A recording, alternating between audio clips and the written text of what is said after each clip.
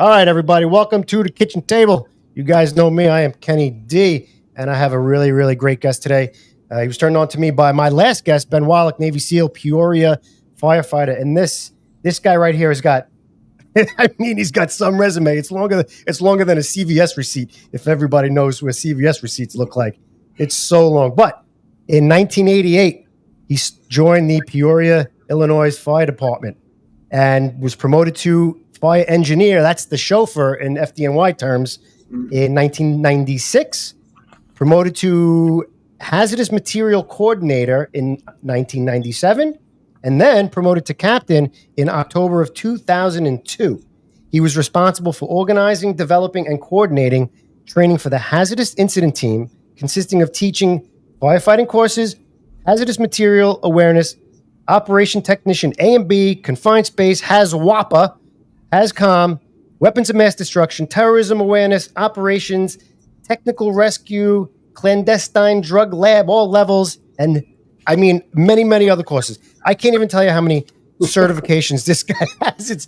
It's just we would just read your certs and then we would be over in the show. But with all that hazmat training that we'll get into a little bit, he started a business called HazTech 911, where he was an instructor and he taught all aspects of emergency response. And if that wasn't enough, my man here wrote five science fiction novels? I have 5 out. I have probably 10 that are calling me. I just haven't got to them yet. Wow. So 5 out, 5 science fiction novels, and bunch more ready to go. Welcome to the show. Welcome to the kitchen table. Thanks for chopping it up with me. Retired Captain Tim Allen. How are you, brother? I'm doing good. Thank you for having me. Yeah, I appreciate it. I really, really do appreciate you coming on. Ben says that the thing that caught my eye was the aggressive firefighter, and you were the first guy that he caught his first fire with. And I was like, I got to talk to this guy. He says you were a legend on the job, and with this resume, I mean, dude, it's unbelievable. It's really, really cool how many certs you have and all this stuff. So awesome stuff, man. Really cool. Thank you. So, are you originally from Peoria? Yeah, I was born here. My family is well known in the city. My mom actually ran for mayor here at one time. Oh, really? Oh, that's pretty cool. Yeah. Nice. So, let's see. Let's find a family photo here. Yeah, that's her in the middle. How long was she mayor? Did she win mayor, or she just ran for mayor? She just ran. She came in second. That was a long time ago, back when a lot of the I want to say it was early 70s when she did it. So, yeah.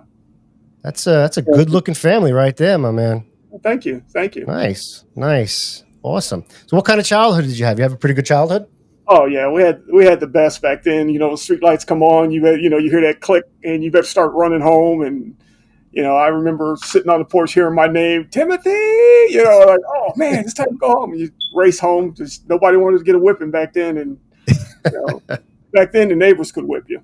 And they call you, and then you go home and get a whipping. So yeah, kind of the same thing. Everybody knew everybody, and if a neighbor told you to get home, you better get home because they'll tell your parents.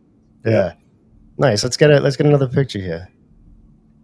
There you go. Later on, my brother conned me into wearing that suit, the one next to me. That was one of my dad's old pinstripes, and he didn't have a suit. My brother Norman, and he conned me into wearing that one.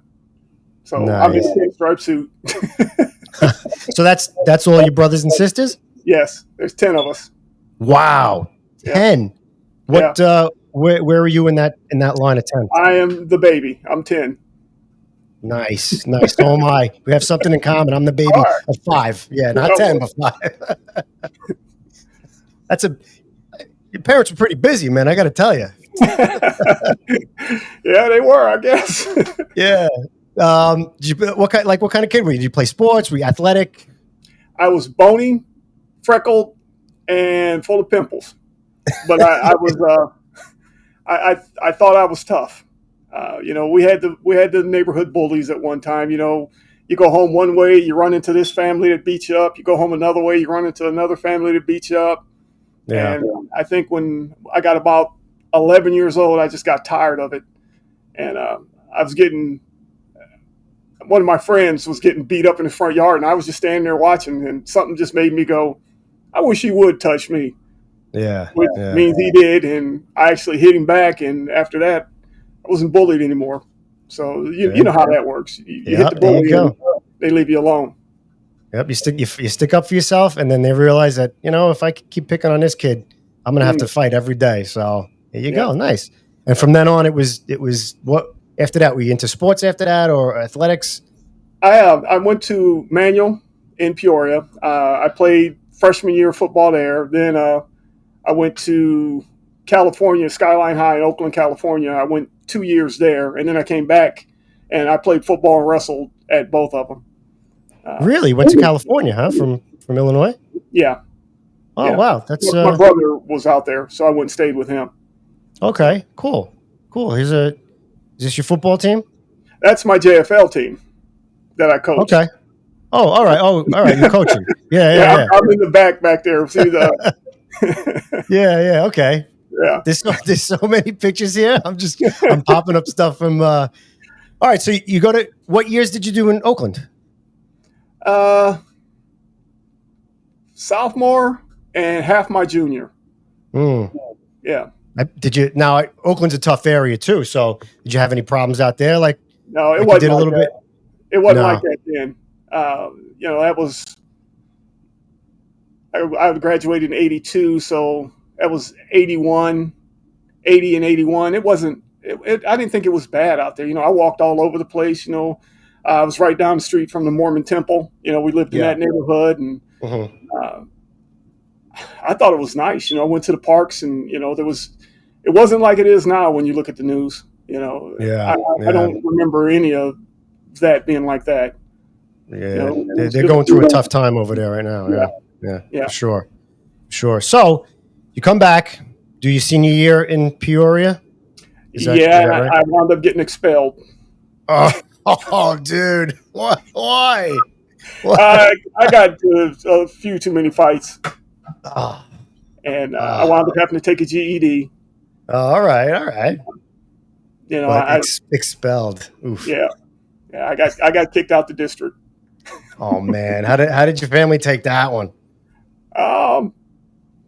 My dad and my mom yelled at me, but my dad was secretly proud because I stood up for myself. Right. I got yelled at. He made me go get a job immediately. So. Oh man, you come back from Oakland and you get expelled after senior year. That's tough. Yeah. What now? At what point? What age were you allowed to take? Was it a test for the fire department? What motivated you to do that? Actually, my wife and my sister. I had just been recently married, and my dad owned a printing company, and he gave me a ton of equipment. He got me a building. He gave me, I don't know, probably 40 clients of his to do the business for. So I actually had a good job. But my sister said, you don't have any insurance. Your wife's going to have a baby. You should probably go try out for the fire department. Yeah. In all honesty, when I was growing up, I never even realized I was playing in the backyard of fire stations. I never seen them. Never paid any attention to whatsoever. Huh. Yeah. And it was a culture shock when you get hired and you have to go find the stations. And I go, well, shoot, that's a fire station right there. I never, we played out here all the time. Never even paid attention to it being a fire station. It was just a big grass lot that you could play kickball, baseball, football on, in the backyards and the front yards. Yeah. I never really paid attention till I got hired. But my sister basically pushed me, and my wife, she was a great gal, decided to, make sure that I followed through with everything. And I wound up coming in like 7th on the list out of a couple hundred people. So. Oh, nice. It worked out really well. I just want to say I'm a lucky test taker. Now, was that the written test, and then is there a physical for the test after that? Yeah, I look back on it. It was pull-ups. It was some wind sprints. It was the old, little round ring on a metal thing that you're not supposed to touch anything with, or it makes a noise. It was like a dexterity thing, and with sit-ups, pull-ups, things in that order. It wasn't, I don't remember it being as hard as it is now. The physical challenge, that was way harder than what we took. Yeah, like it didn't sound like there was too many fire-related type stuff in the physical. No, it was just strength and conditioning type of Right, deal. right. So, go ahead. Then there was the written. They gave you a little study guide. A lot of it was which way, does this gear turn? They show you about 3 or 4 gears, and they put arrows on one and say which, and then they point to another and say what direction that. If you have any type of mechanically inclination at all, you can figure that out. It was hinges on doors. It was really. I look back at it, it was just kind of really simple. Back then, I now, like I said, I took some tests later on on that career, and I was like, holy smoke. Yeah. Back then, we didn't have to be geniuses to be firemen. Yeah, I remember my written test was so easy. The written test was so easy back then that I walked out of there going, there's no way that I didn't get a freaking 100. I must have. I read it over like 6 times. I finished it so fast. It was just that easy. It's gotten a lot harder. Were you looking around at everybody to see if anybody else was done? Because I know I was doing that. I was like, anybody else done but me? Just hoping, Right. I'm like, I'm not this smart. I know that I'm not this smart. It was just that easy. But and the physical for us was all fire type related stuff. You're pulling, like you're mimicking pulling ceilings, pulling hoses, forcible entry, stuff like that. With the tank on your back, the whole 9 yards. No, ours was nothing like that. It was held at Manual High School in the gym. Wow. And, like I said, the hardest part of all of it was doing chin-ups and how many sit-ups you could do in a minute. They had that little, what is it called, a Metrodyne thing that, you come up and down, just how many you can do. They want you to do 30 or 60. I was in really great shape back then, so I had no issue at all with it. But it was just interesting. I look back at it, and because I've set through some of the new stuff before I left. We had to go. Your machine gets assigned to the combat challenge, so you're sitting there watching some of these kids fall out. And you're like, wow, glad we didn't do that. They come up and ask you, well, how'd you do when you did this? And I'm like, oh, I did great. Yeah, I didn't do that. You want to show them how to do it, Captain? Oh, no, not today. So when did they establish this combat challenge? Because when Ben mentioned it to me, I was like, what the fuck is the combat challenge? And I looked it up, and it's like that's the physical now to get on. Yeah. Really? Yeah. Oh wow. They're running on a treadmill with a full gear and stuff almost. It just I don't think I could do it now. I know I couldn't do it now, but back then maybe. But yeah. I don't know. Like I said, I've been exhausted at fires, but I think wrestling in high school was the most exhausting time I've ever done. If you wrestled, Yeah. Fighting somebody for a couple of minutes is exhausting. That's for sure. Yeah. That's for sure. All right, so you get hired and you get into proby school. How is proby school? How long is proby school? I honestly don't remember. Tell you the truth, it was that long ago. No, it was that long ago, and we really didn't have a great class because Hazmat had just started back then, and our training instructor was put in charge of the Hazmat program. Okay. So it was city council meeting for him over and over and over again, so he was never there. So he would come there and talk for about 15 minutes in the morning, and then he'd be gone the rest of the day, and we'd just sit there and he'd go read the first 5 chapters, Really? Yeah. And we learned more, and I'm going to throw Mike Lovelace's name out there. Captain Lovelace was from Indiana, and he was proby with me. He was in my class. And he had been on the fire department there. So he was the one that was, having us put ladders up and stuff and telling us how fires were. And we were all like, oh, wow, really? he's the one that Mike Lovelace was a good guy, and he wound up being a hellacious firefighter. Oh my God, I was aggressive. Yeah. Mike was something else. But I was shift 2, he was shift 1, and he worked overtime a couple times or worked for someone, and I worked with him. And Mike was a go-getter. Nice. He was really a good firefighter. Nice. Is this your proby class? This picture or no? Yeah, it's my proby class, and Mike Lovelace is. You see the female sitting right behind me. Lovelace is right next to her. Okay, gotcha. that is, it just blows my mind because there was just a couple guys in that class, and my class had, I think we started with 340 guys. We ended up with 300. Yeah, like that's a proby class in New York City. It's amazing. You guys had what, 10, 12 guys? It's in the inner city of Peoria, we've always had problems getting minority firefighters, and there's a mix of everybody here. It's not just black or white. There's everybody is in Peoria because it's the Caterpillar hub.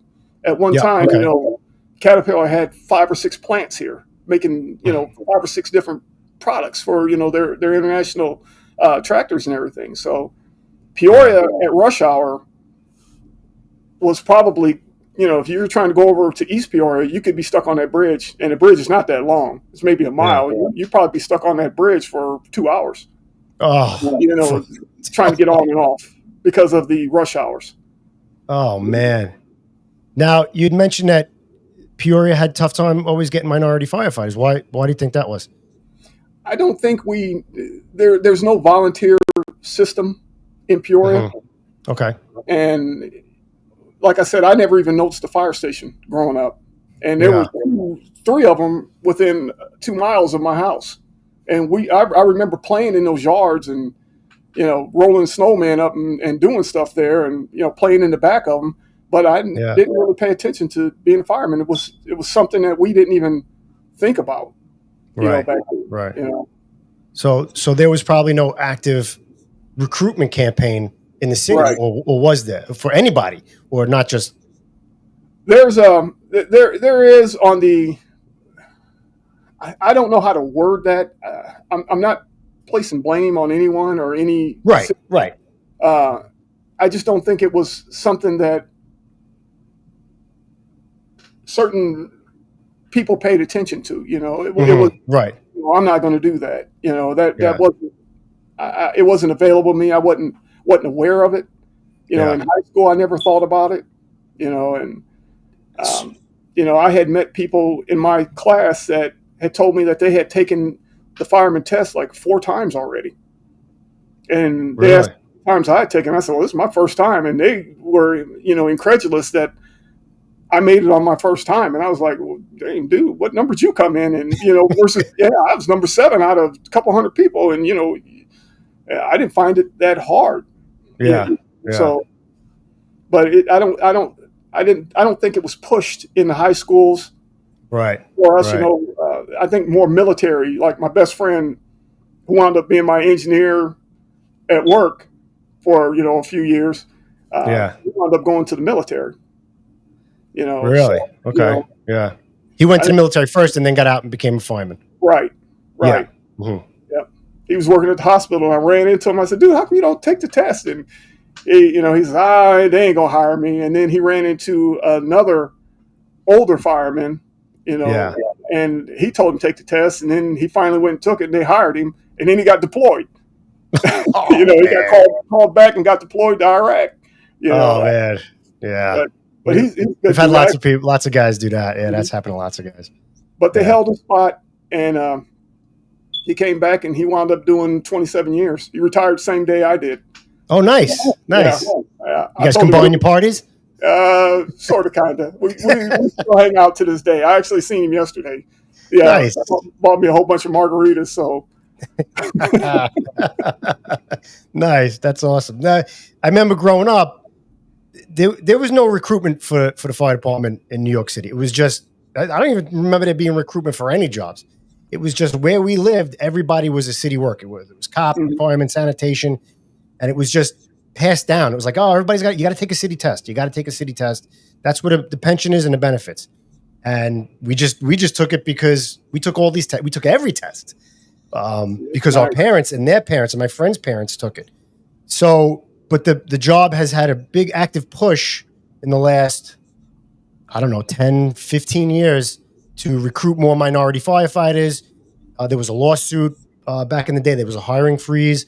So that's definitely changed. There's definitely got more minority guys on the job. So has that changed for Peoria since then too? Yeah, there's a active Afro Firefighters Association, that I belonged to when I got on. I think at one time our highest numbers were, maybe 32, 32 Afro Americans or blacks, however you want to say it. The numbers are not that many right now because the Peoria Fire Department is actually, they need to hire some people. My son-in-law is actually on the fire department, and the amount of overtime he's getting is just blowing my mind. If I had known he's getting that much overtime, I would never retire. Oh man, yeah. There's always overtime on fire departments. Yeah. Why are they having such a hard time hiring? I want to say it's the quality of people. The mentality of some of these younger people today. They're, I noticed it on my way out, in when I was leaving. You couldn't yell at anybody because they sulked all day. Like they was going to cry, and you're like, dang, dude, grow some, grow a set, Yeah. Dang, you can yell at every time. If I'm yelling, because I tried not to be a yeller, and I'm probably yelling because I'm a big mouth guy. So makes two of us, brother. Yeah. I tried not to. I told him if I'm ever yelling on the fire grounds, something's going on. Yeah, because I'm yelling at you. I said I'm yelling, and it just. I just found some of their attitudes babyish. Yeah. You know what I mean? I would have got. I remember getting pushed against the wall, by some older captains and fingers wagging in the face, talking about, say it again. I'm like, dude, you don't know who you're grabbing, but, I understand. I'm going to give you that one shot. I'm going to give you that one time, but, yeah, it's definitely a different generation. Mm-hmm. Their feelings are hurt very, very quickly these days. I was in a pretty tough firehouse, and you have to have very, very thick skin just to be on any firehouse fire department. So the kids these days are, I don't know, maybe they're just soft. I guess you could say that. Well, my thing is just do your job. That's it. If don't tell me how to do my job if you're not doing yours. And if I'm doing your job and my job, then you might as well just sit on the machine. Yeah. I don't need you. And like I said, I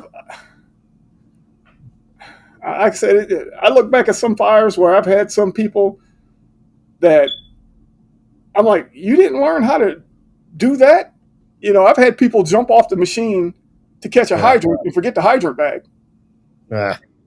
And you see them walking back up the street. Man, if I forgot the hydrant bag, if it was me, I'd be sprinting back up the street. I wouldn't be lollygagging, but, it's just, and then when you yell at them, they get all in their feelings. I didn't mess up. You did, I'm just letting you know that you messed up. Yeah. And that was a big part of the fire service is if you messed up, first of all, take accountability for it, admit it. Somebody's going to tell you that you messed up no matter what on the fire service. I know in other walks of life, they might not tell you, but in the fire department, they are going to tell you. Yes. And you take accountability for it, acknowledge it, fix it, move on. And that's how it never do it again. My thing I used to tell my guys is I'll show you once and I'll tell you twice. And then we're going to have issues. Right. And that was how I always explained everything to my firefighters. I'd sit them down their first day there, and I actually gave them a list of what they're supposed to do day one. I had a machine checkout I had made for them. That go to the machine, pull out the O2 bottles, go through everything, check the air packs, how to do it, and it was right down the line, check it off, and then hand it back into me, when you're done. It took you about 25 minutes, but it gave you a basis of you getting out of that tower, coming out on, into suppression, and not having any idea what you're supposed to be doing in the morning. Because I got to go check the machine out, my first day, and I walked out, looked at the machine, go, it looks like, there's 2 or 3 of them out there. Which machine? I didn't even know which one I was on.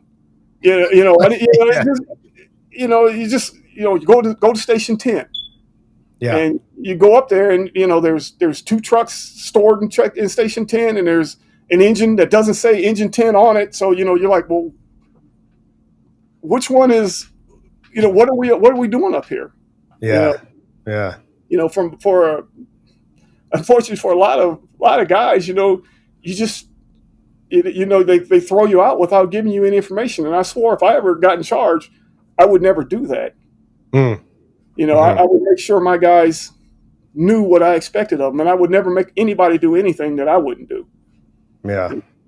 Perfect. So when you get out of, where did you get assigned initially, or did you just like bounce around when you first got out of proby school? How'd that work? No, there was a captain by the name of Kissler. I think I shared that story with you. He came out to the tower. Oh yeah. And this guy? That's him. That's there you go. Old Kissy. And right.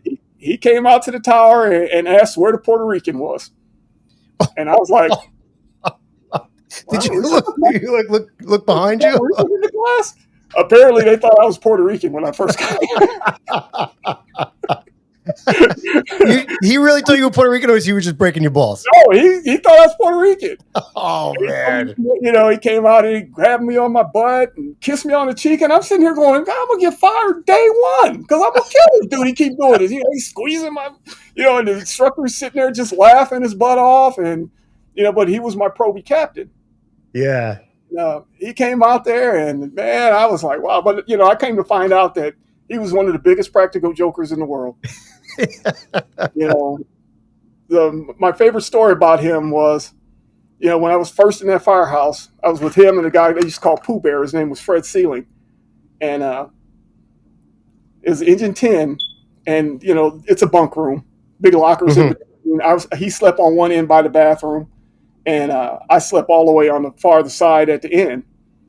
And every night in that firehouse, he would come in his tighty whities and his T-shirt, and he'd smoke a cigarette at the end of my bed and just look at me. And I'd be going, man, I'm going to have to kill this dude. And he just So this went on for about 3 weeks. And then one night, he kicked my bed. I was asleep, and he goes, okay, rookie, it's time. And I went, shoot. But Fred Sealing started laughing, and Kissy went, dang it, Pooh Bear, you should have seen his face. I had him. He was really scared. But Kissy was a good dude. He was a hard-nosed, smoke-eating firefighter, would not put that pack on at all. My job was catch the hydrant, grab his pack, place it by the door, and when the battalion chief got there, to get his pack and put it on his back like he had it on. That was my job for Kissler. Oh, he was the only guy I've ever seen smoke during overhaul. Yeah. We don't have our masks on, breathing out our masks. He's sitting there smoking. He lived to probably, oh my gosh, I think he lived a hardy life and, ripe old age. Them old school guys, man. Yeah. We had a couple of those. We'd be on the fire floor just knocking the fire out, or there's still fire in the last room, and the chief would come walking down, with a cigarette in his mouth. I'm like, holy shit, this guy's old school, man. Yep. Oh, that's great. That's great. He's a good firefighter. He's a very good firefighter. He taught me a lot. He wasn't domineering. He liked ketchup. He put ketchup on everything, from eggs to ice cream. I got myself a strawberry shake, and I was like, oh God, dude, you just. But yeah, he was something else. But he was a good firefighter. Nice, and that was engine 10. That was your first place. That was engine 10, and we had a couple balloon construction house fires, and like I said, I just remember him, just hold on to my boots and follow me through, rookie. And I'd grab his boot and he'd stop. And he was old school. He'd have him, big old leather helmet, and he'd have his ears out, and he'd listen and go right to the fire all the time. And I just thought it was so cool that he always found them. It's like, man, this guy is good. And then, he wasn't a super instructor. That came later with Captain Sollberger. But Kiss was a good firefighter. Taught me a lot. When you have an overhaul. when you're a young guy and you have a guy like that with that much experience and confidence, it breeds confidence in you. You're like, oh man, if I got this guy, if I'm following him, I can fucking do it too, man. I love working like that, guys like that. So you just mentioned Captain Sollberger? Yeah, that's Solly. Yeah, he was the engineer in that picture right there. But he was basically my mentor. He wasn't even my captain. I had another captain who I won't name, but he did not want to go into any fires. He was on engine 2 with me, and me, him, Chuck Perrin, and Chuck Perrin was the chauffeur for you guys, but engineer for us.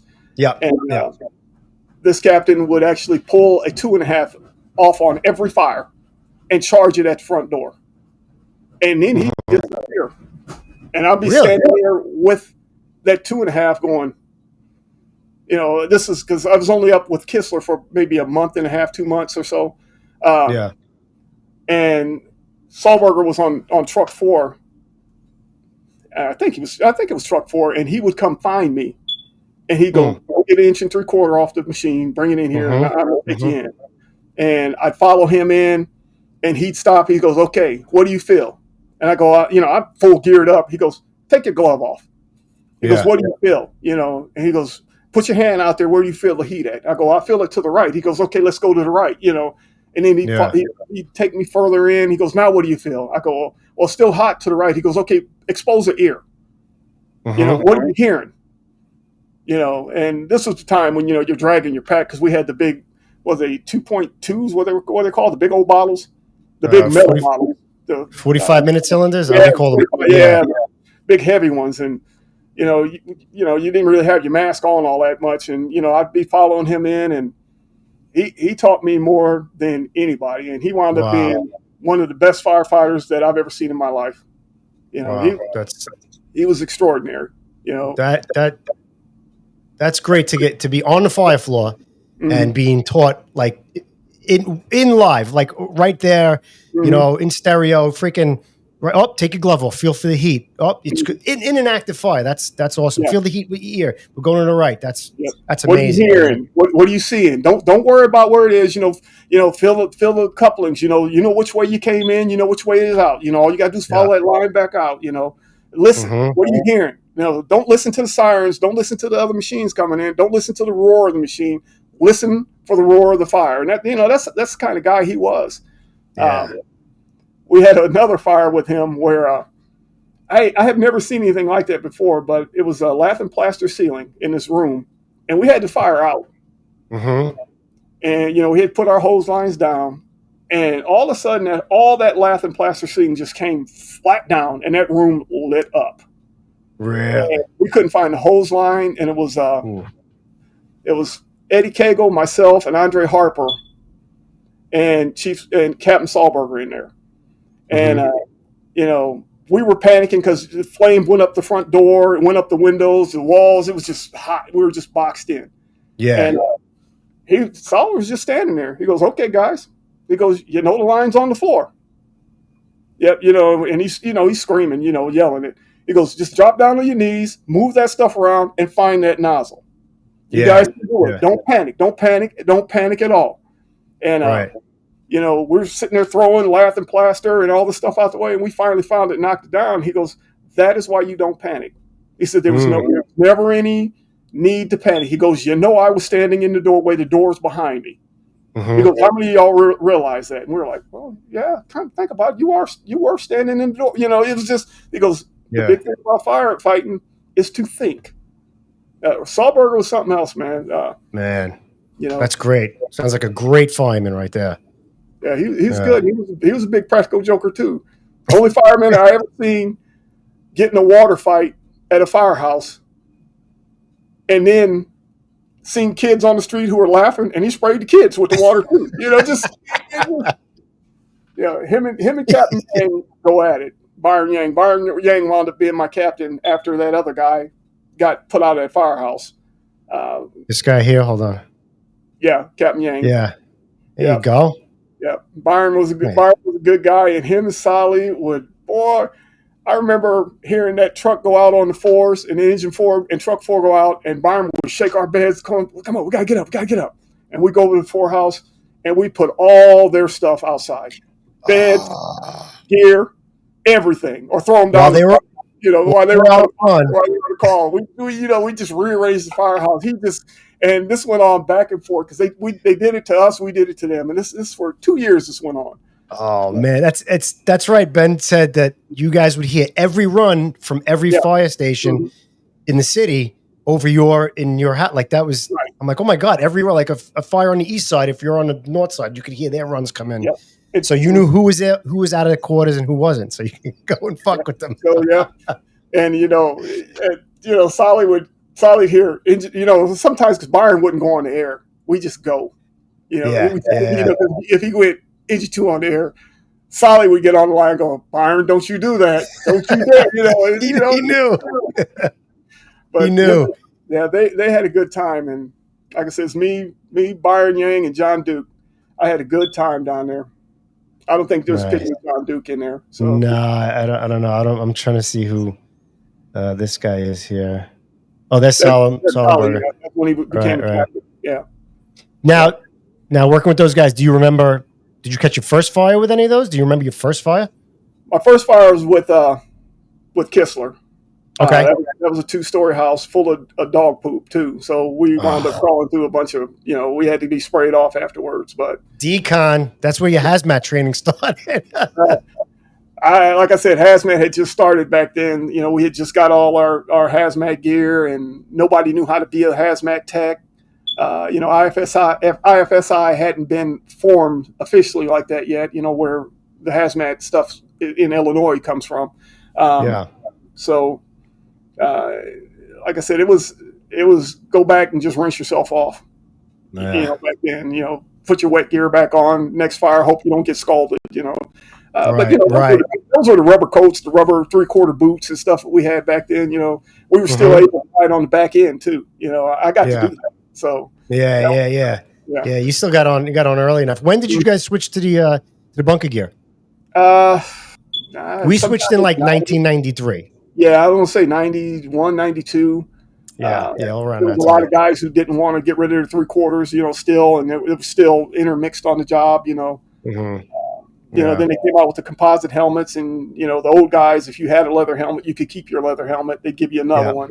I got like 9 leather helmets sitting around here. So, because nice. So soft.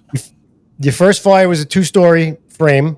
Mm-hmm. Yep. Do you remember any good details about it? That I was just in awe.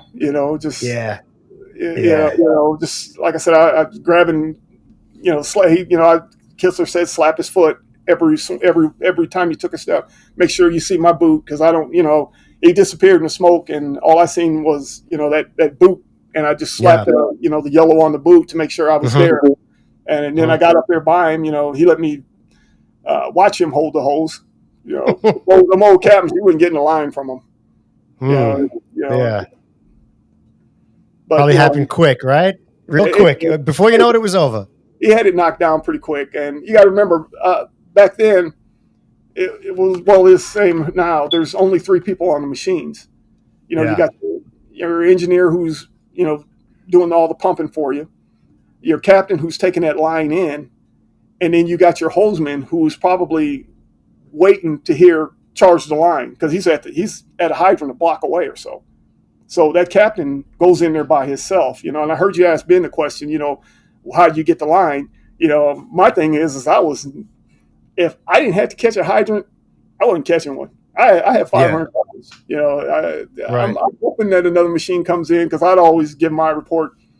Engine two's on this. I mean, engine four is on the scene. Got a 1.5-story house, fully involved. Flame coming out the front. Going to make an interior fast attack. Have the next machine Yep. catch hydrant. You know, then you're just free. Yeah. Yeah. It's done so differently. Mhm. That's what it blows my mind. So the comparisons are: your engineer is our chauffeur. Basically, he catches the hydrant, hooks up. Is that right? And then just pumps water. He doesn't go in, right? No, no. So your hose man is, what is he doing? He's The hose stretching mechanic, line. the engineer. If there's a hydrant right out front of the house, which on the south side, sometimes you get really lucky. There's a hydrant every half block. You Okay. know, on each block, and in the middle, there's a hydrant. So sometimes you get really lucky. And my engineer, my early engineer, Andre Harper, he he was really good. I never even had to tell him to charge line. He had me down pat. Yeah. Yeah. When I got ready to click that radio and say charge line, that water was coming. I never even had to say it, so I just stopped Mhm. even saying anything. Andre could get the hydrants by itself. Yeah. Uh, like I said, most of the first in fires I had, I always pushed it off for somebody else to catch the hydrant, unless it Okay. was rocking and rolling. If I got there, it was fully involved, and we weren't going to make any interior, attack. Yeah. Yeah, we're catching the hydrant. If a cop Okay. saw, if a cop came across the line and said, "Hey, this house is burning. It's fully involved. All the people are out. We're going to catch a hydrant." But if it was just a one-room fire or just a back area on fire, I thought I could get it with 500 gallons. Yeah. Yeah. And so the engineer's driving. He pumps the water. Hmm. Hose man backs up the captain. Captain's Right, got the nozzle. right. Interesting. That is interesting because our captains, there's no lieutenants. There's no lieutenants on Peoria. No, It goes from hoseman to engineer to captain. That's how it right. works. Yep. So our captains, our officers, they don't do any of that stuff. They basically they hold the flashlight. It's what we tell them. Hold the flashlight, find the fire. The captain's in the truck, officers in the truck. They're searching for victims. All the firemen will open up, vent, whatever.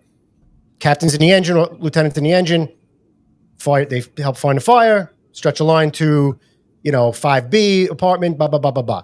But we're just kind of, they're kind of next to us, or just pointing a flashlight. And nozzleman we have in the fire department, he's got the nozzle. There's a backup man, backs up the nozzle man.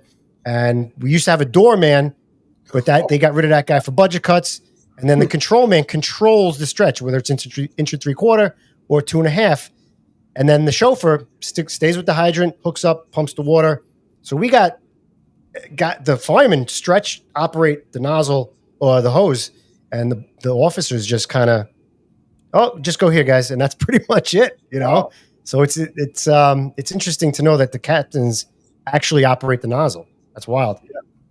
Yeah. Yeah. I tried, like I said, my thing is I tried to do everything like Sally did for me, with the guys, because most of my firemen right now that were my firefighters, they're all Yeah. captains right now. Yeah. From Tom Burns to Dan Donahue to Blaze Steffen, they're all captains. Yeah. And some of them are have made chiefs. Okay. It's just, so I wanted to give them the opportunity I got. Yeah. To have that nozzle, have that experience, to have that fun, to feel that what I felt back then. Yeah. And I haven't heard anything bad about any of them. They all seem to be great captains, and doing a good job. Yeah. I Are just those wanted advancements written tests, or you just, after a certain amount of time you get promoted? no, they're a written test, and then an assessment center, and then you wind up with the two scores combined. You wind up on the list somewhere. Right. Whether if your assessment is high and your written test is high, you wind up high. Military points to get added in there, and you move depending on whether it was one or two. I think it's 3 points max for military.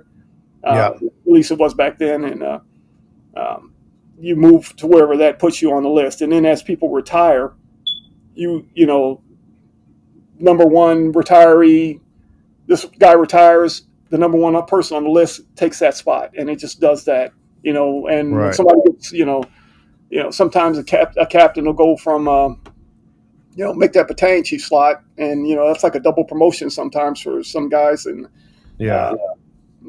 they do a good job. Like I said, we seem to have some pretty good chiefs at the moment. You know, Nice. a lot of young guys that I've had some good fires with. You know. Yeah. Now, what kind of shifts? What kind of tours did you guys do, or shifts? 24 on, 48 off. So it was. You guys, is that ABC shift? Shift 1, 2, and 3. Oh, okay. Yeah, it's. Now that I'm doing this, all this fire department stuff pops up on my social media, and it's A shift and B shift and this shift and 1, 2, 3, and we did. We had a 25 number group chart, and everybody was assigned a number, and you either do day tours or night tours, but you can swap your tours and do 24 hours, 2 days off, 24 hours, 3 days off type of deal. So it's similar, but the shifts are a little different. So it's so wild, the differences. You never wanted to be chief, or did you take the test, or how'd that work out? Well, I shot myself in the foot early. I didn't have an associate's degree, and it was required.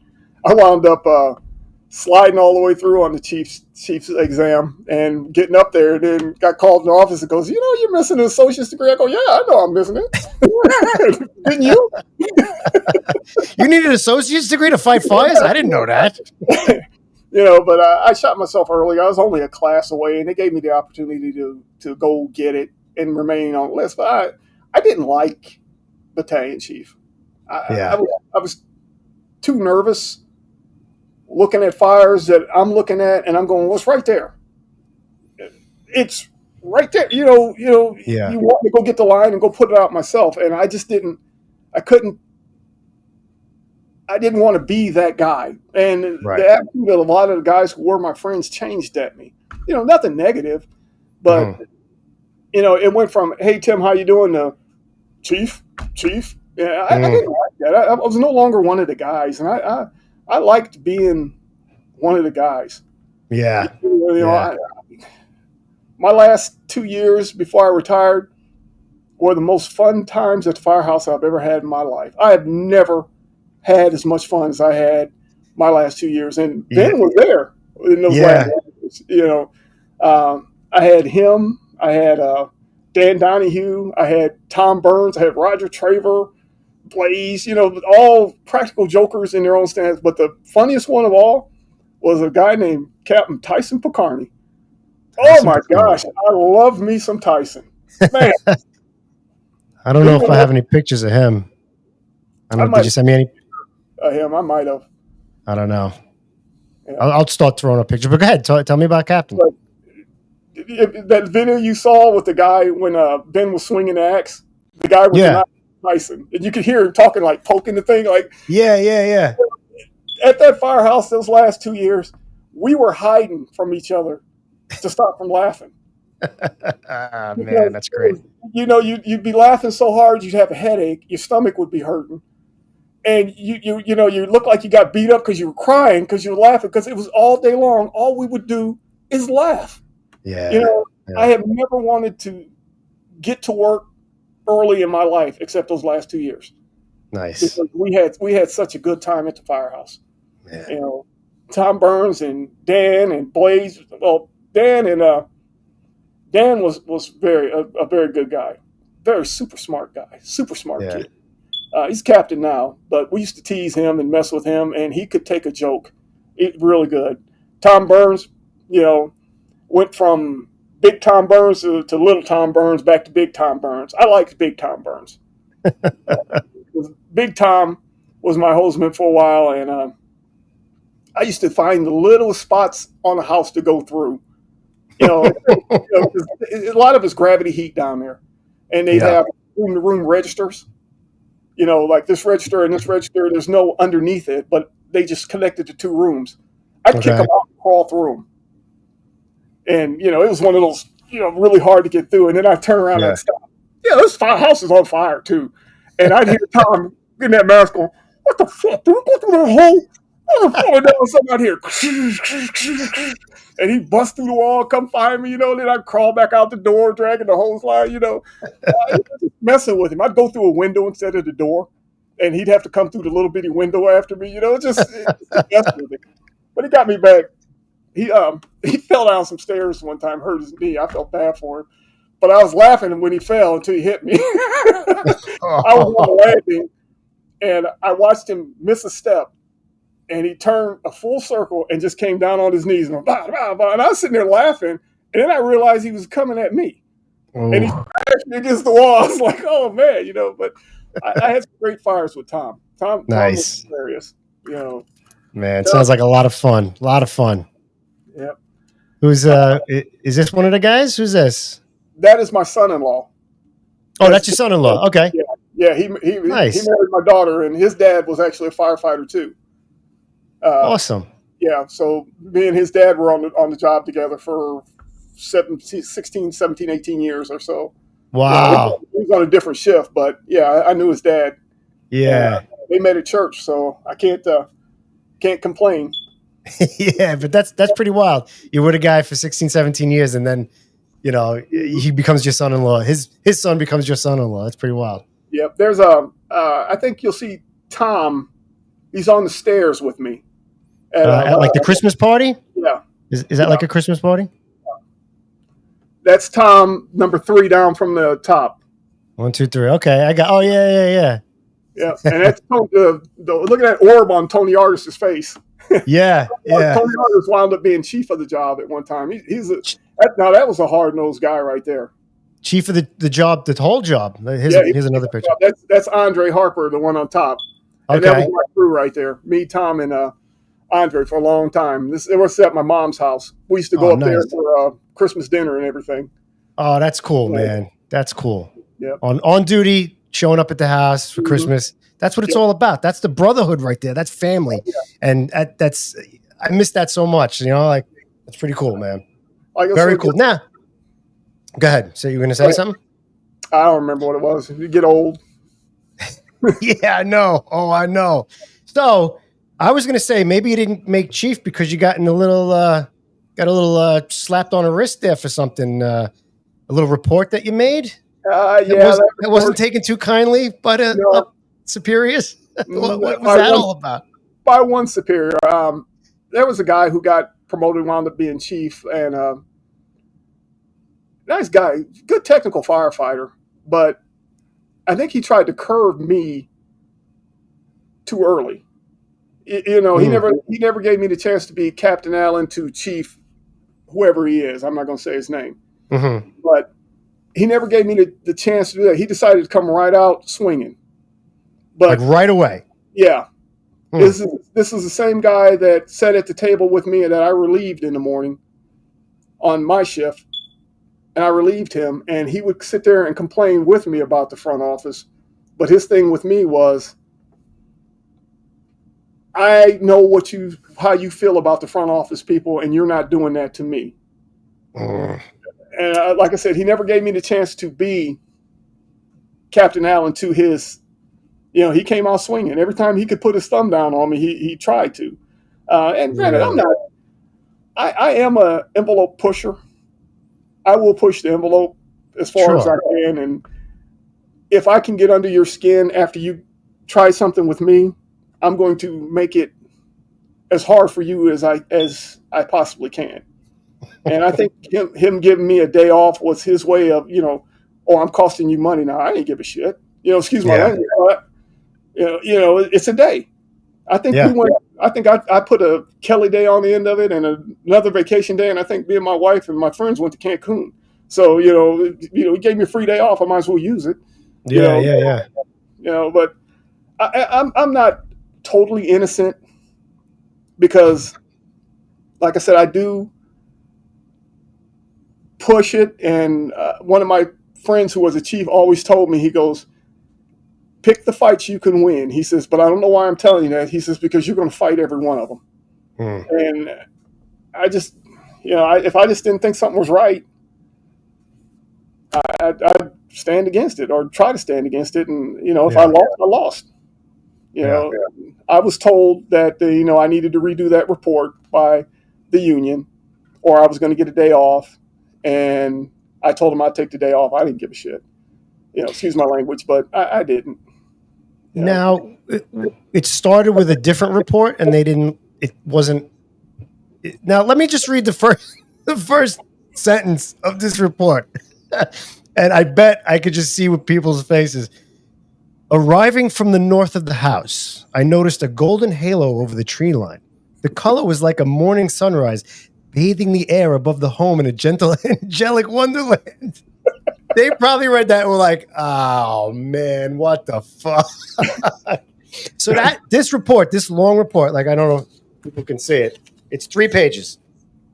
It was remade from a report that they want you to do over. Is that what happened? Right. Well, the first time I was an arson investigator too. That's somewhere on that. So I played arson investigator for a year or two, and then I decided to do suppression.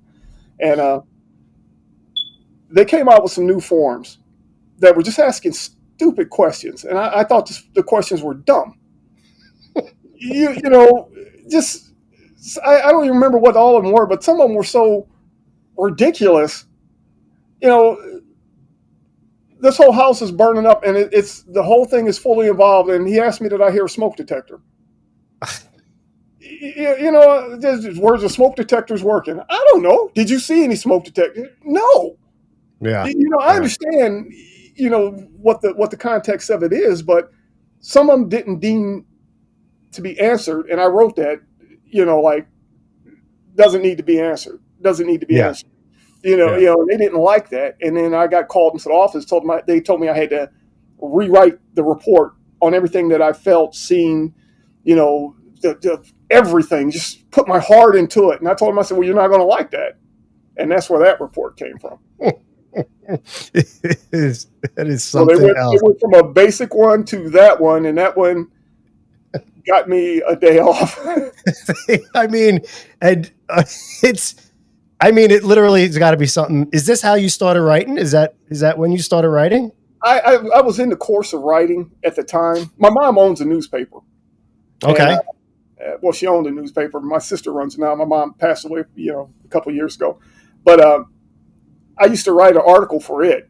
Some science article. I don't even remember. I probably plagiarized 90% of it because I was 13, 14 years old writing about sun supernova and over. And, I didn't know nothing about that. Nobody knew. But, I got to the point where I was already writing. But when everybody read that, I got called. And, it wasn't even my fault, because the part that got me the day off that they really hit me on was when I said that the hose got stiff like a man in need of Viagra or something like that. Yes. And, I wish I could find it. We walked and crawled, the hose line stretched behind us like a 150-foot lifeline to safety. Here it is. I turned to my engineer, who was standing tall and proud in the early morning light, and I told him to charge the line. He looked at me, nodded once, and together we made a frontal assault on this fire. Oh man, it's so funny. Yeah, I don't know. That's a part that they said it was it was explicit, and that was explicit. Mm-hmm. That's the part that they didn't like. Yeah. All right. I had a good defense with it. Like I said, I probably could have sued, but I don't think it was right for me to sue my job like that. Yeah. I had enough getting hurt, falling, through floors and getting hit on the head with tree limbs that were on fire. So, I dislocated my finger at one time, and it used to lay over here. I mean, it was, you can see it's shorter now. Oh, yeah. But it used to lay right here like this. Really? Yeah, some drunk lady.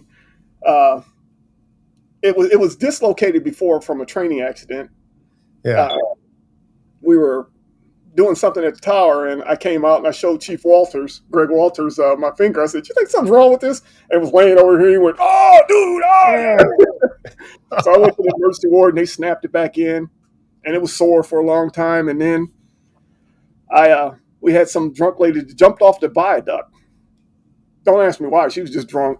and she jumped off the viaduct. So we had to, get the ropes and everything, and we had got her right up to the top, and I was pulling on the line, and she rolled over and rolled the backboard and everything over in the Stokes basket over, and rope caught my finger and ripped it back down again. Oh, that was a long fiasco of a thing because the city doctor sent me to Chicago. I mean, my finger was laying over here. I wish I could find you a picture of it, but no, I'm good. Don't worry.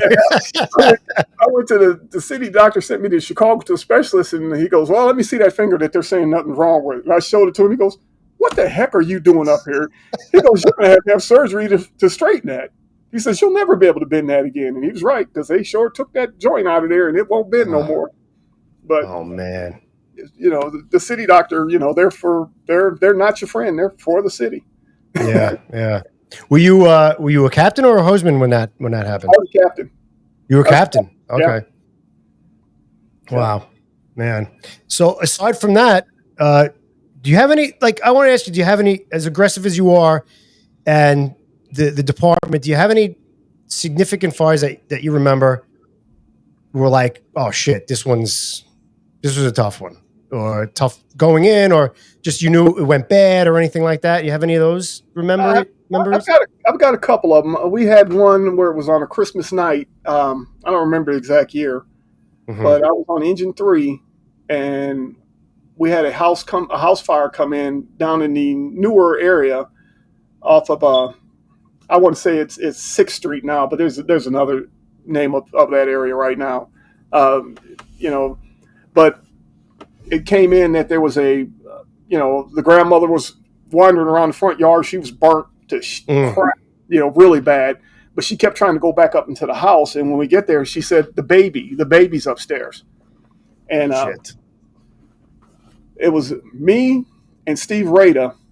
We got up on the roof and we kicked out on the front there was a front overhang, and we climbed up on that, and we went to the window, and we got the window open, and the heat coming out of it was so hot. Steve Rada tried to go in a couple times. I tried to go in, and he just beat us back.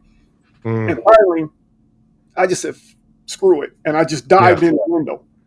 And after I got underneath the sill, and crawled on the floor, it cooled off, and Rada did the same thing. He came in right after me. Yeah. He went left, and I went straight. Don't ask me why I went straight, but I did. And I'm crawling on this floor, and we know there's a baby upstairs because the lady, she's burnt really bad. And she said that the baby's upstairs in the bedroom. And I'm crawling on the floor, and I come to this German Shepherd, and it's dead. And I'm like, why is this dog dead right here? And I look up, and it's a bassinet. And in the bassinet, it's covered with a nice little white thing. I can see the baby in the bassinet, and all I remember is just screaming. I reached in and I grabbed the baby, and it felt like I could feel the heat off the baby in my arms. Oh man! It was going through my coat and everything. So I tried to get it inside my coat. It had little burn marks on his face where I guess the ceiling had dropped down, burnt through the thing. And I remember going back out that window. I don't even remember the heat being that bad going back out, because I remember as I came up steps, I could see an engine crew coming up the steps, and they were wetting everything down, and I just beat them to it.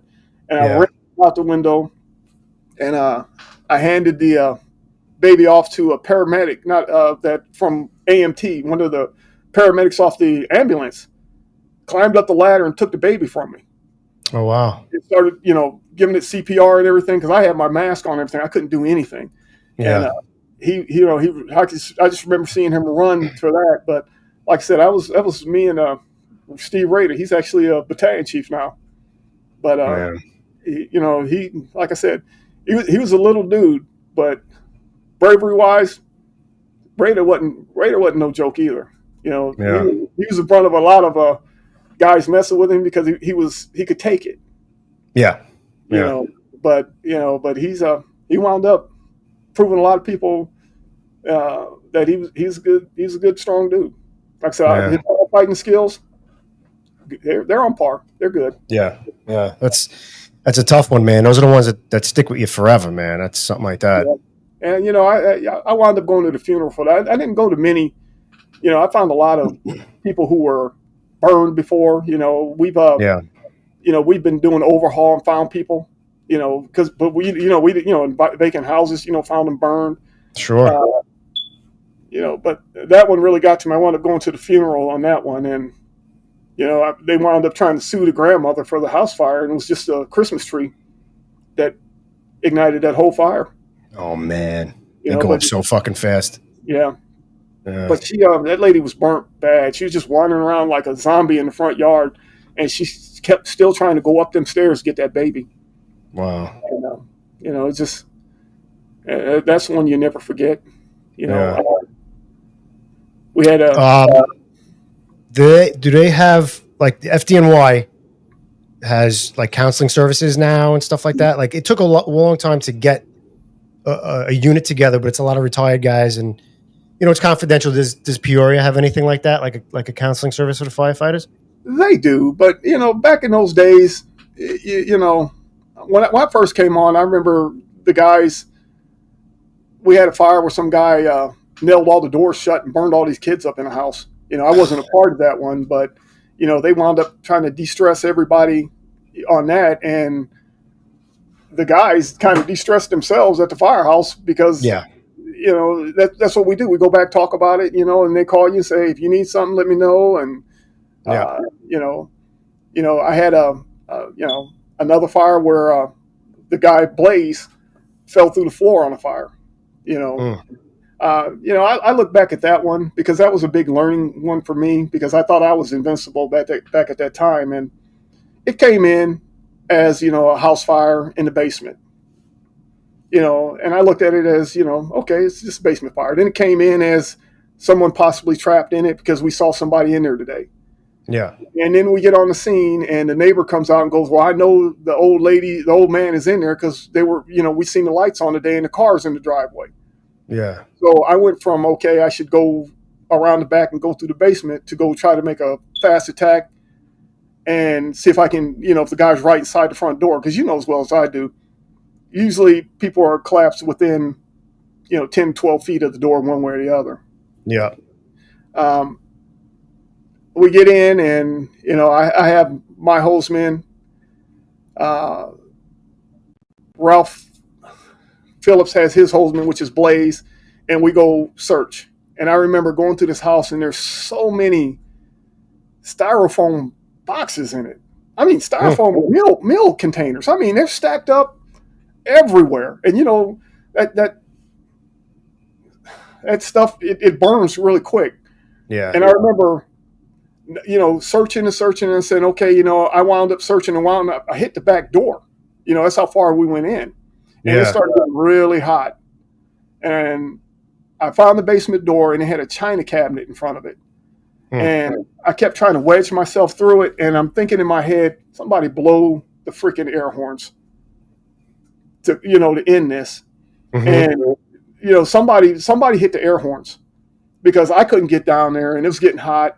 Yeah. And it's just, like I said, and the air horns finally went off, and I was like, thank goodness. Yeah. And we're crawling out, and I've got my hostman, and he's a new guy, and he's got a hold of my, my pack, and and I see Ralph and Blaze come out of the bedroom, and I see the front door, and it gets really hot, and we all get outside.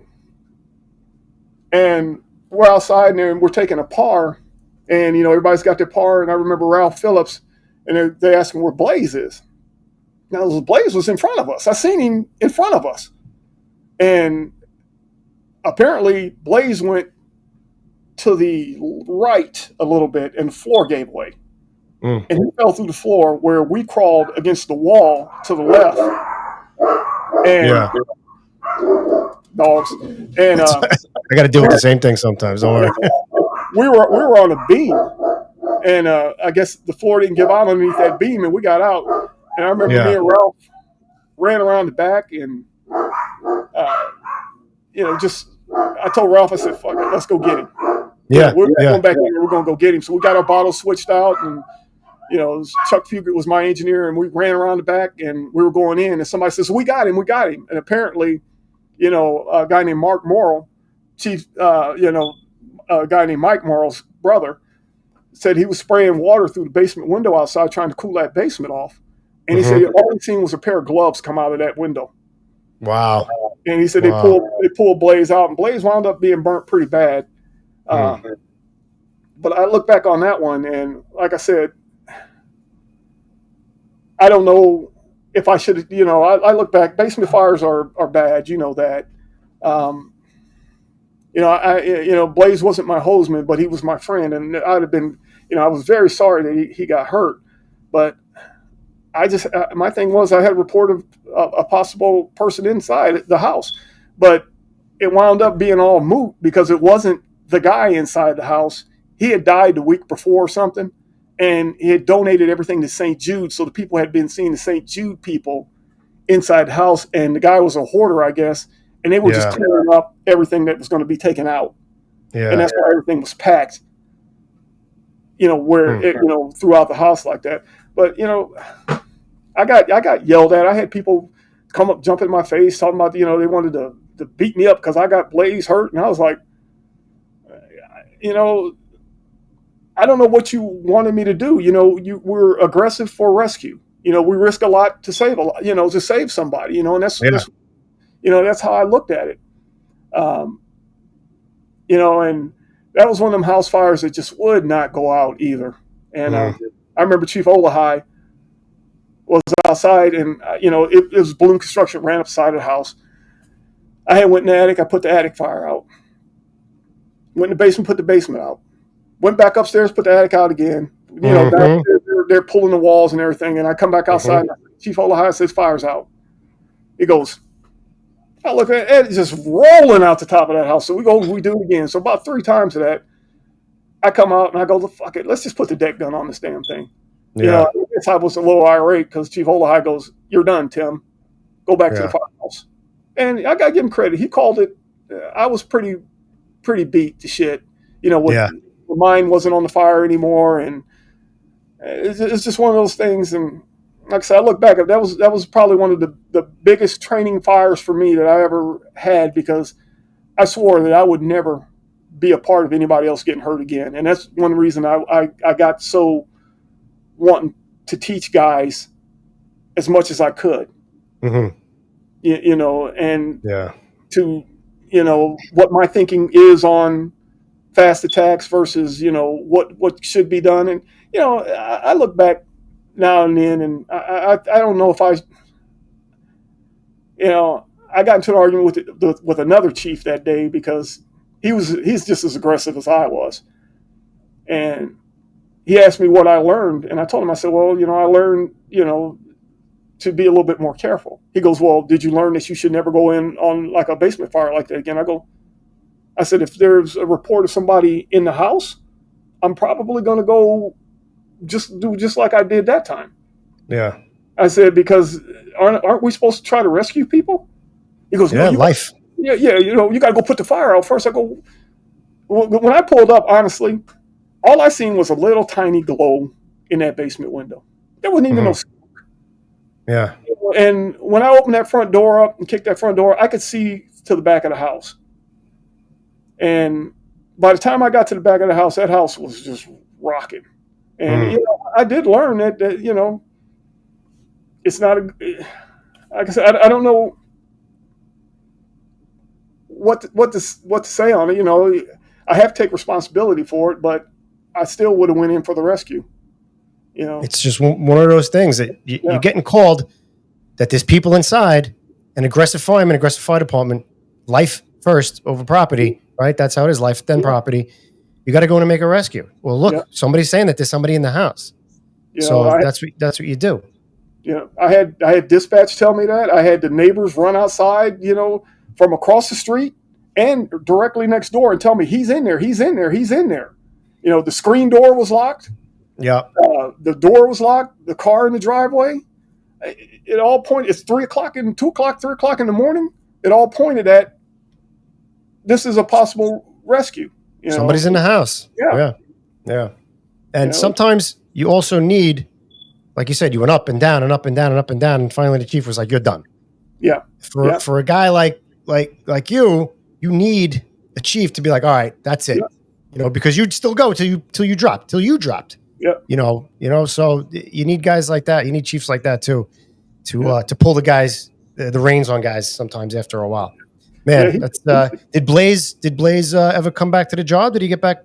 Was he burned? Blaze is Blaze. Blaze was I hate to say this about Blaze, but you are a crazy little kid, and he's a captain now. He's out at the training tower. He never shied away from a fire. You know, everybody was worried about him mentally, but Blaze came back just as strong as ever.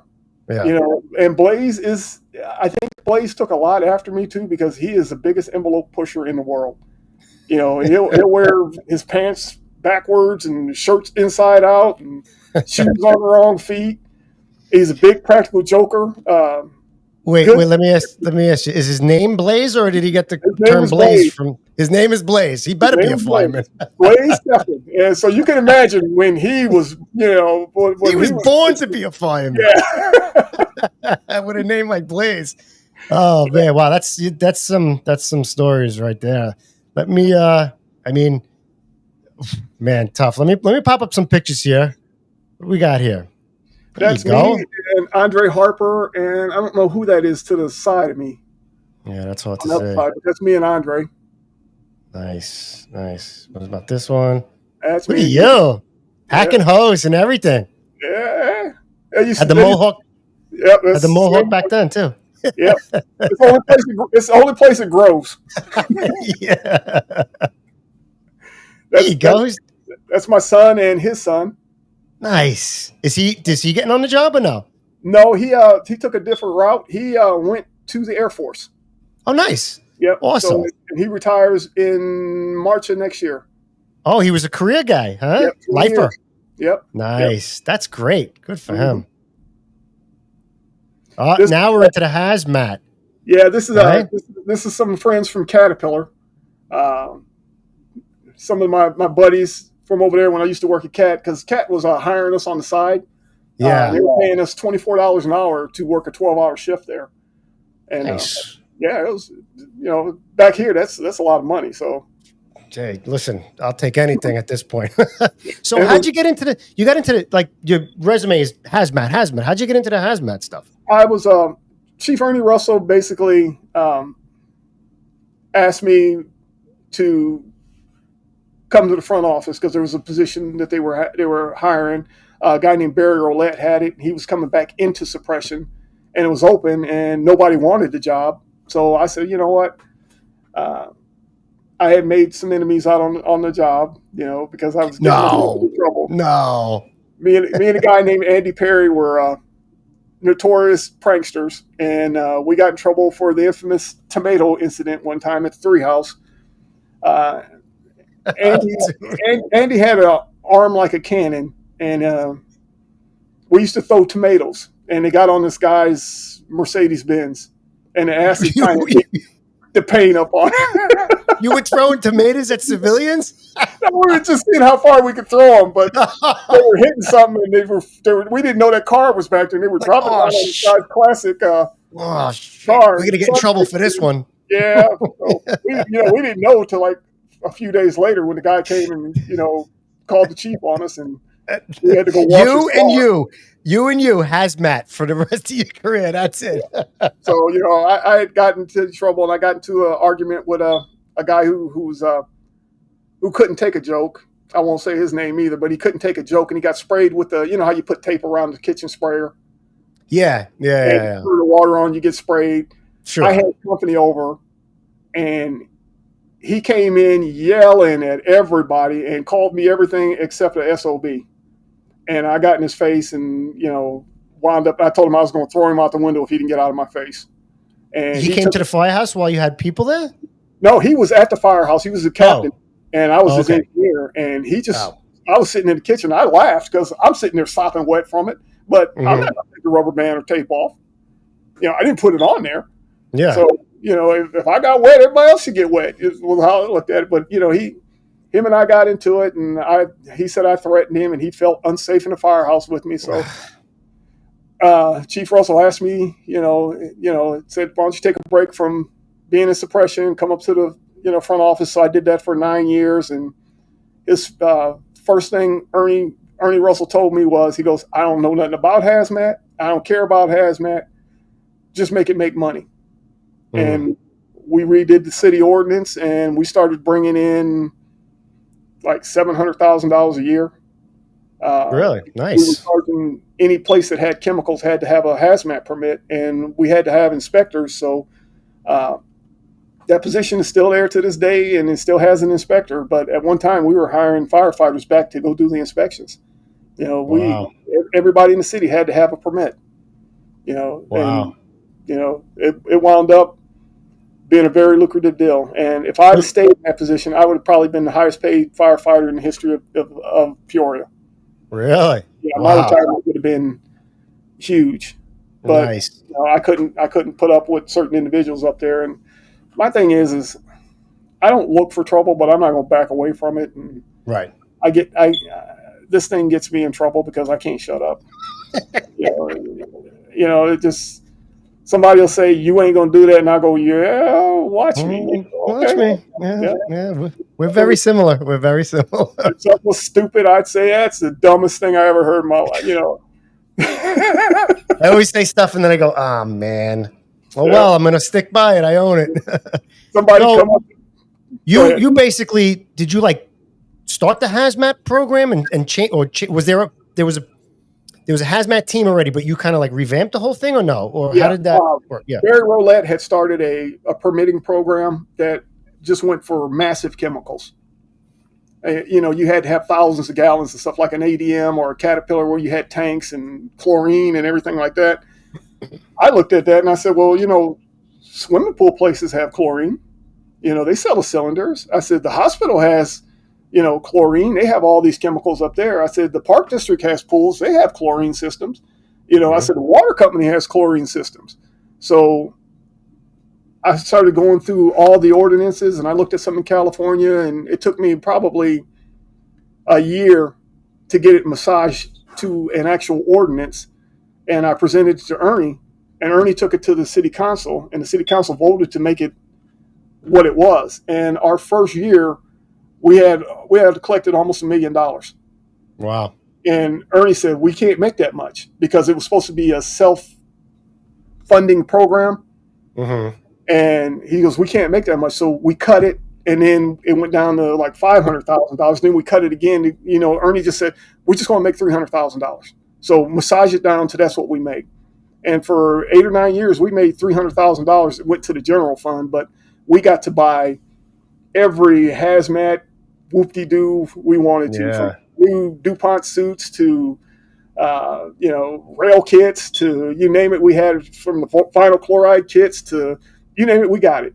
Because that money was supposed to be for us. So we hired people back for overtime, and it wound up being a very, very lucrative program. So did you like teach all the companies like mass casualty hazmat type stuff, training and things like that too? Yeah, we taught the hospitals, actually. We took them through classes. They bought 40-hour classes from us. And for many a year, we did it. The problem actually arose because we were hiring the top hazmat guys on the job to teach. The Captain Morrows, like Mike Morrow and Barry Roulette, Tony Curtis, and some of the other guys. They were really good hazmat guys, and they knew their stuff. Emil Steincypher. And it came to the point where other union members who were hazmat technicians wanted to teach. Mm-hmm. So we give them their assignments, and this, how you give them, the playbook on what you're going to do. You give them the whole layout, what they're teaching. They wouldn't study it. And they said, well, Tim will bail us out in class. But you can't go to the ag lab and act like a chemist when you're not a chemist. Yeah. And, sit there and tell these guys that mercury doesn't evaporate. And this guy's sitting there going, oh, yeah, it does. Mercury evaporates. And then he pulls out a video and shows you mercury evaporating.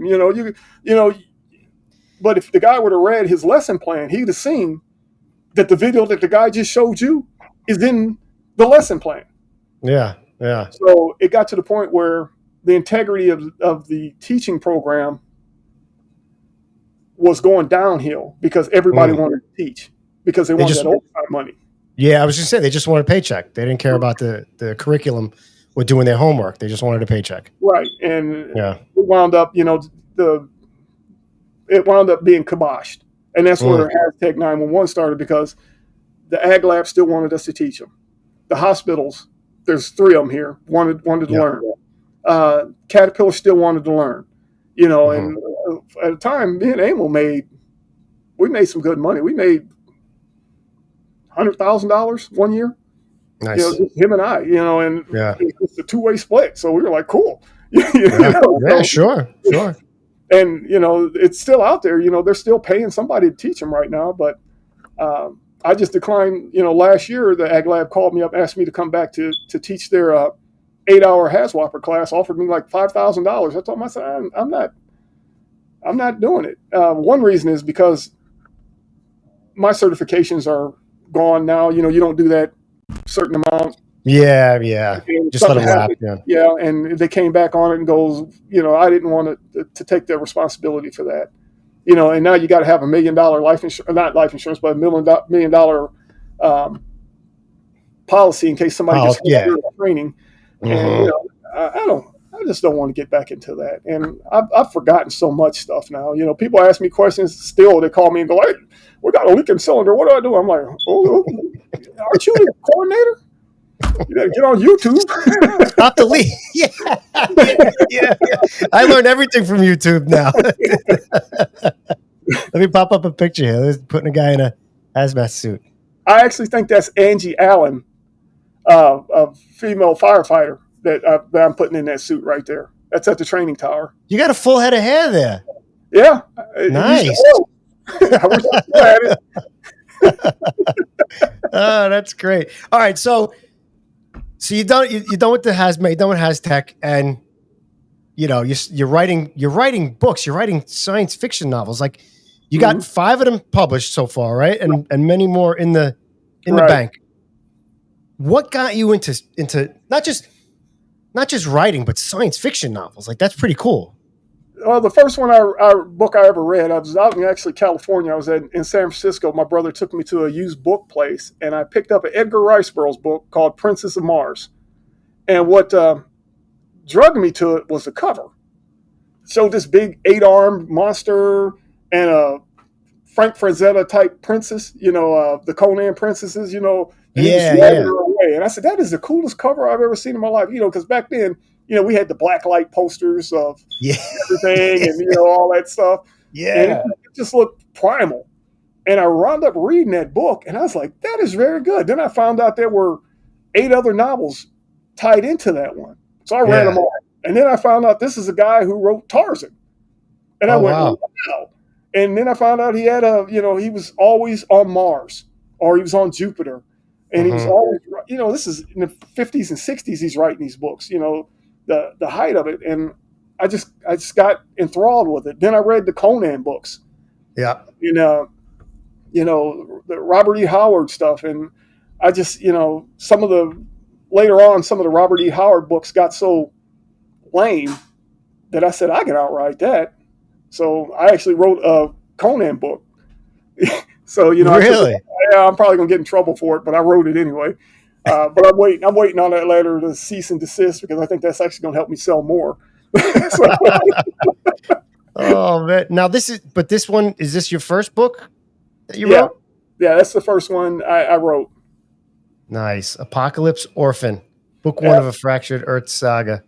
It's about a guy like it's Buck Rogers-ish base. You know how Buck Rogers got trapped for 50,000 years, wound up coming back. This guy got trapped for the same amount of time, but he got trapped by a supercomputer that was made to take care of him. And the computer is so smart that it can actually, and there's so much brain power in it that it can materialize itself sort of Halo-ish. I didn't even know anything about Halo until somebody said, "Oh, it's like Cortana on Halo." I was like, "Who's that?" And then I read and watched Halo. I was like, "Well, sort of, kind of, but mine's cooler than hers." So, but because mine can take physical shape. for real. Okay. You know, using Nice. the power of the engines that it's got. You know, it's unlimited power for. And he comes back to an Earth that's, you know, underpopulated. That's you know, it's primal again. You know, the knights of the Templar have come back to it. You know, there's savage women, there's savage men. Wow. It's just, you know, and he's who he is. Yeah. This computer's been talking to him for 50,000 years and imparting every piece of knowledge in the world to him. So he's finding it. He went from big dumb jock to very smart person. You know? Wow. Yeah, That's pretty cool. That's quite an imagination. Yeah. Yeah, I have Now no this this is book one. How many more in this series?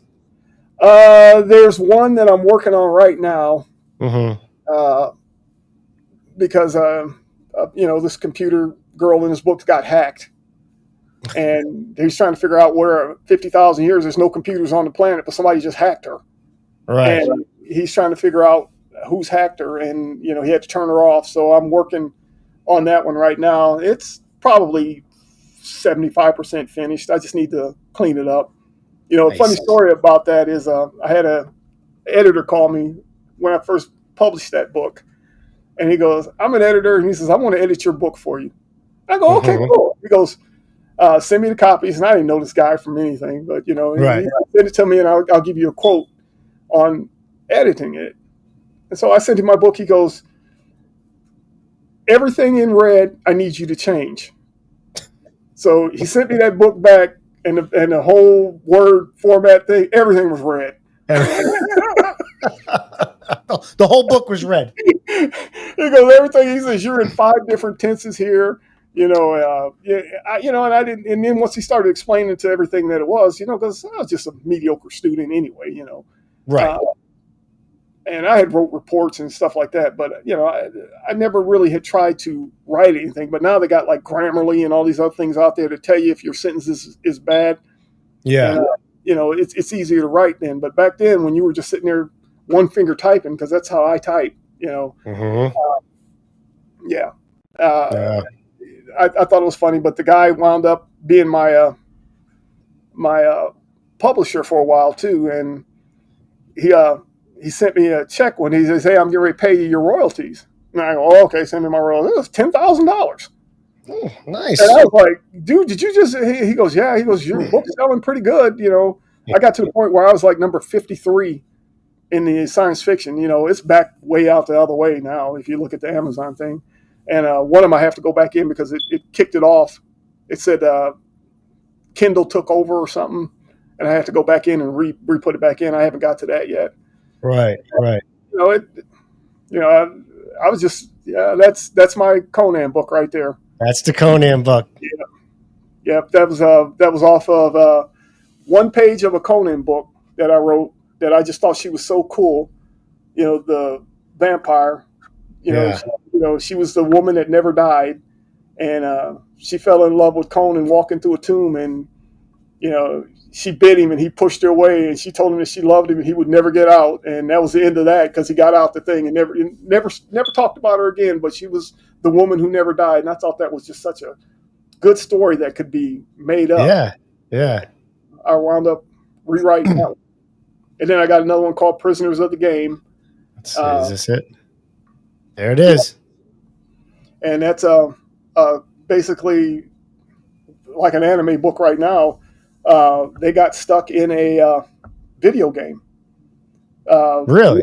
Wars were fought in video games now. You know, like you best 10 warriors, and Russia would take their best 10 warriors in video games, and they would fight aliens. You know, they would fight each other.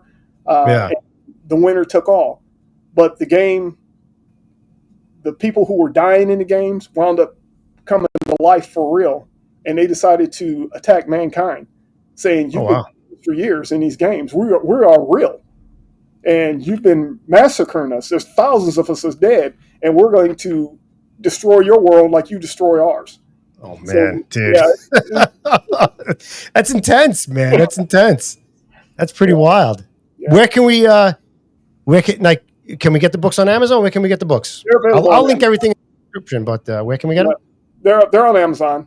They're on Amazon. Everything's on Amazon and Kindle. They're actually free reads on Kindle. So if you want to read them for free, they're on Kindle. Nice. So everybody check out them books by Tim Allen on Amazon and Kindle. Cool, man. Really, really cool. So before we get to the final question, I want to just pop up, do a little picture time here, and talk about pictures real quick. I got one that I can't wait for you to tell me how you met this guy. Where is it? Where is it? And I think you probably know who I'm talking about. That's Here it is. Here it is. Boom. Oh, Muhammad Ali. Yeah, man. You remember that picture of those girls that you sent me? That the pictures of the girls in my family. Yeah. This one. Yeah. Those three. You see where my dad's sitting down. Yes. The ones to the left, those three, were out at a nightclub, and they ran into Muhammad Ali. Really? Yep. And being my mom owns that newspaper, he gave them exclusive interviews, and he decided to come to the house. He came to your house? Yes. Wow. That's amazing. Yeah, and if you look right to the left of Ali, you can see my mom's newspaper sitting right by that lamp. It's called the Traffic Weekly. Oh, wow. That is so cool, man. I bet he was a gentleman. Yeah, he was really nice. Yeah. He sat there, they drank some wine. He chatted with my mom and dad. He had his whole entourage with him. There was a whole bunch of them there, but my mom there was a huge house. And they sat in the front room for hours and they just talked. Wow, that's so cool, man. Yeah. That is pretty cool. He's a big dude. Yeah, he's big, right? Man, yes. Yeah. But very cool to meet him, man, for sure. Now, I'm sure you have pretty good, this is a pretty good picture here, right? Is that you? That's me. Yep, that was on your when I Googled you for your books, that popped up. So that'd be a pretty good profile picture and stuff like that. But I think I found a better one that would be even a better picture of you. Yeah. Yeah, we actually wound up doing some calendars. Yeah. It was St. Jude calendars, and that was off the second calendar. The first calendar I did with my son, and but we got a lot of call from a lot of women told us stop putting the muscular guys in the thing. So we went to some of the bigger guys, and we had a calendar where we put the teddy bear guys in, and the frumpy guys. Oh yeah, we wound up selling a couple thousand calendars, and nice for a good cause. Let's say Jude. So it worked out well. That's funny though. I bet the guys broke your balls about that one. Put that up in the firehouse. Oh, there were some worse guys than me in there. Like I said, if I wasn't embarrassed them, I'd show you some of those pictures because I kept them all, and I torture them to this day. Somebody will say something, and I said, "Don't make me post this." Who do we got here? Look at you posing there. Like, man. That's Andre Harper again, my buddy. Yeah. He was my engineer, and he's the one that did 2 tours in Iraq. Nice. And thank you, Andre, for your service.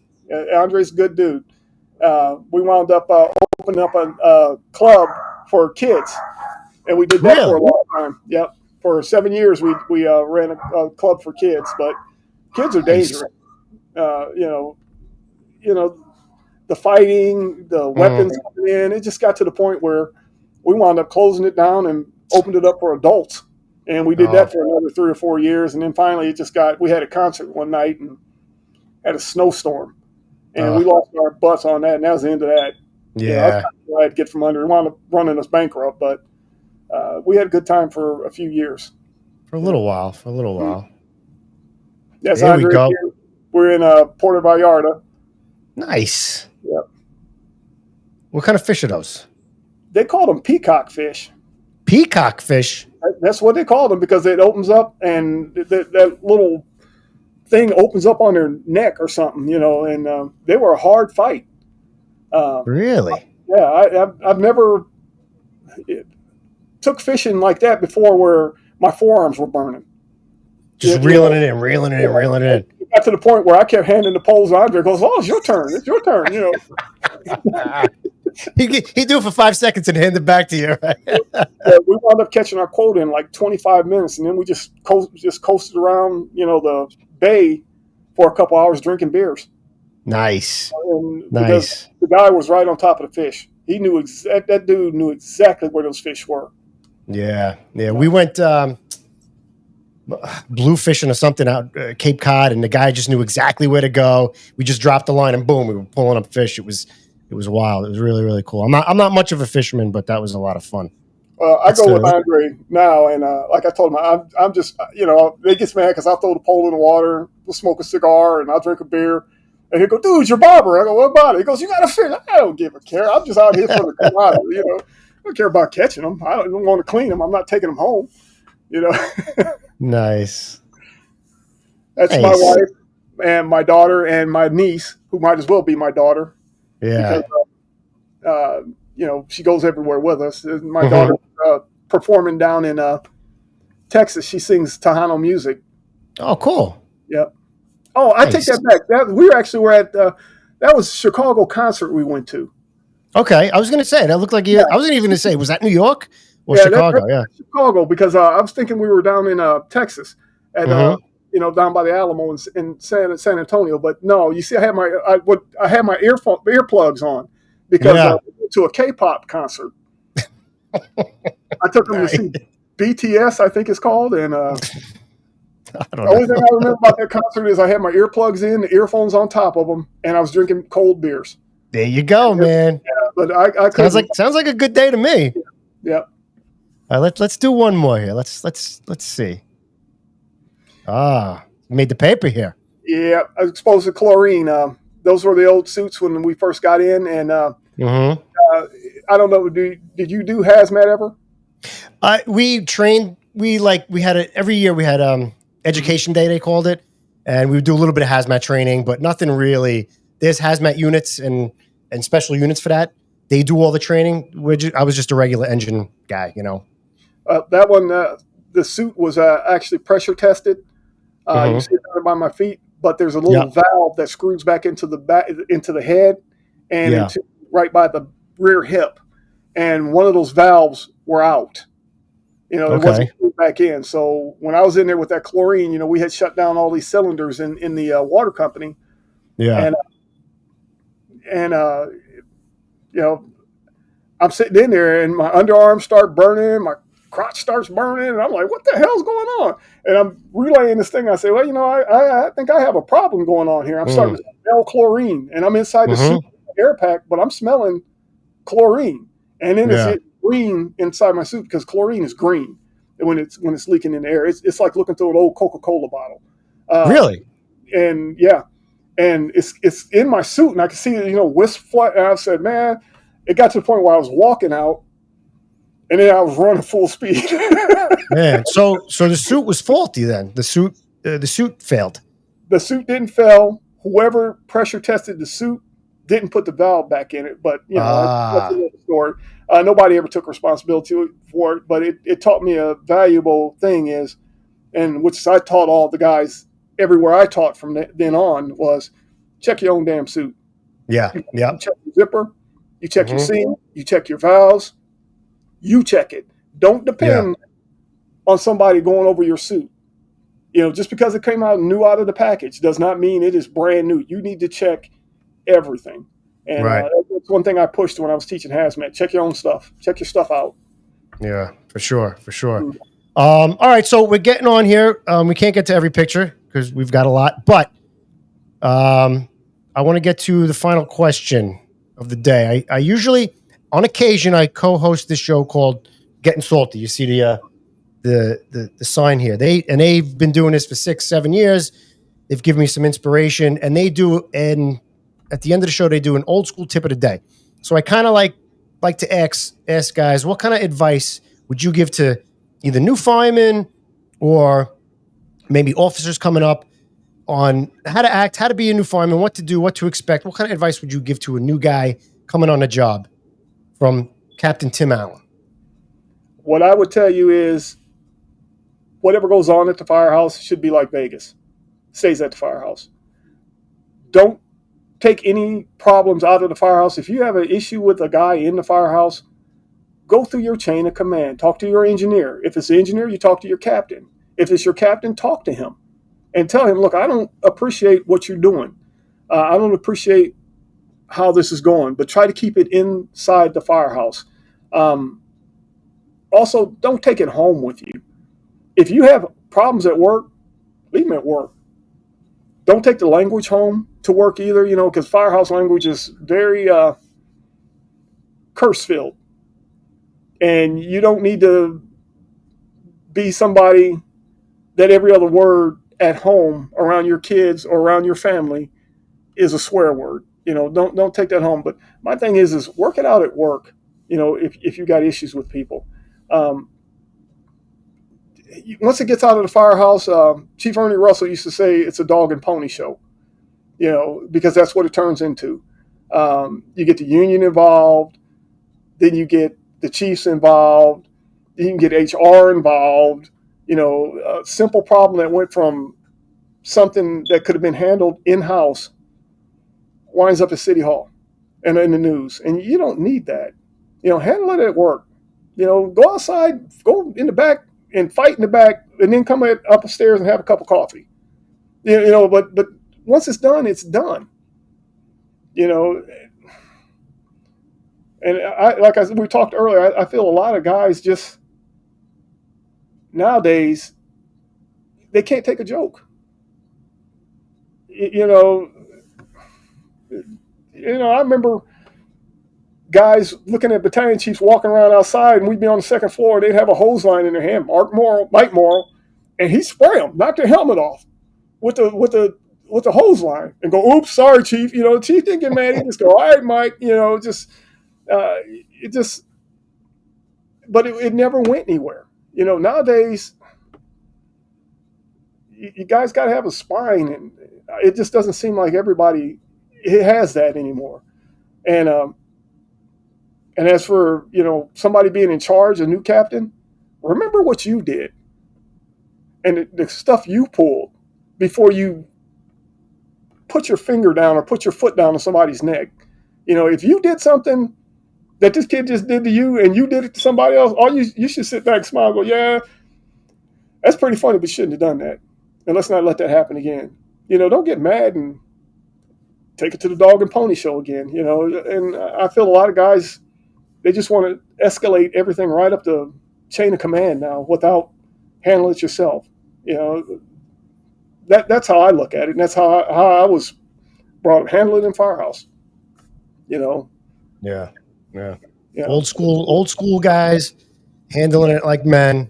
You got a problem with a guy, confront them, talk about it. If you got to fight about it, you fight about it, and then be done with it, and go back to work. And great stuff, man. Really great advice. Awesome. Really, really great. I really appreciate you sitting down with me, Cap. It was a good time. Like I said, Did you have fun or what? Yeah. I think we can fill up 2 hours. One thing I would like to say too is I want to talk about Nick Riordan. He was a young firefighter I worked with in McCat. He wound up dying of cancer. He got to be on the fire department for a few years, left a wife and a few kids. But he was a really good guy. He's always smiling. Nick was a good dude. I don't know if I have a picture of them in there or not, but Nick was a good dude. Yeah, that's a shame. Was it fire department related, his cancer, or no? I'm sure it was, because he worked over at CAT, and CAT and Mapleton, there's a lot of dirt over there because it's a smelting plant, and they do all that iron and all that stuff, and it's just black dirt everywhere. And he worked over there for a few years. I'd say yes, but they never could prove it. Right. But fire department wise, we're firemen. We've all taken our mask off when we shouldn't have. We've all ran out of air and cracked it just to stay in a little bit longer than we should have. We've all left those coats hanging that smell like fire. You come in the next day and go, "Oh man, they must have had a good fire last night." Yeah.